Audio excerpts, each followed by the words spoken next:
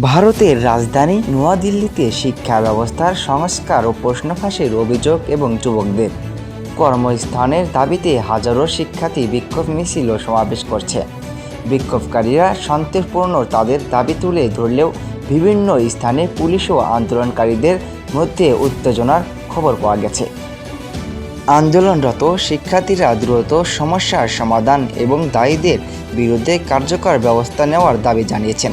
সরকার পরিস্থিতি পর্যবেক্ষণ করছে এবং আলোচনার মাধ্যমে সমাধানের আশ্বাস দিয়েছে। আরেকদিকে নয়াদিল্লিতে অনুষ্ঠিত ছাত্র দলের বিক্ষোভ মিছিলে আজ নতুন যাত্রা যোগ করেছে জনতা পার্টির নেতাকর্মীদের অংশগ্রহণ। মিছিল ঘিরে শহরের বিভিন্ন এলাকায় ছিল ব্যাপক জনসমাগম। শিক্ষার্থীদের বিভিন্ন দাবির প্রতি সংগৃহীত জানিয়ে জনতা পার্টির নেতাকর্মীরা মিছিল যোগ দেন। এই সময় অংশগ্রহণকারীরা বিভিন্ন স্লোগান দেন এবং শান্তিপূর্ণভাবে নিজেদের বক্তব্য তুলে ধরেন। মিছিলটি শহরের গুরুত্বপূর্ণ কয়েকটি সড়ক প্রদক্ষিণ করে।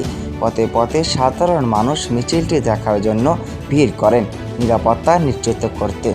সত্যর পথে মানুষের পাশে প্রতিটি খবর নির্ভুলতার অঙ্গীকার।